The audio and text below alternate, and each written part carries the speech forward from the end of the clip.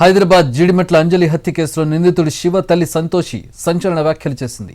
అంజలిని చంపడం కరెక్టేనంది. విషయం అంతా అమ్మాయి దగ్గరే ఉందని తెలిపింది. అమ్మాయి బయటపడితే అసలు విషయం తెలుస్తోందన్నారు. తాము తప్పు చేయలేదని, తప్పంతా అమ్మాయిదేనంటోంది. తనకేం టెన్షన్ లేదని, ఈ రోజు కాకపోతే రేపెళ్ళి తన కొడుకుని తీసుకొచ్చుకుంటానంటోంది సంతోషి. మర్డర్ జరిగిందని ఒకటి తెలిసి కానీ మిగతా మాత్రం తెలియదు.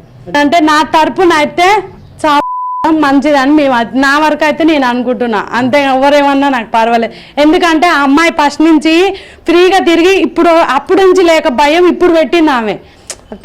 తప్పు ఎవరిది ఫస్ట్ నుంచి నాకు తెలుసు కాబట్టి ఫస్ట్ నుంచి ఆ అమ్మాయి తిరుగుతుంటే కేసు పెట్టాలి. ఇప్పుడు మా ఇంటికి రాగానే కేసు పెట్టింది. అక్కడ తిప్పినా గిట్ట వాళ్ళు ఏమీ అనలేదంట. ఒకటి ఏంటంటే మర్డర్ జరిగిందని ఒకటి తెలిసి కానీ మిగతా మాత్రం తెలియదు.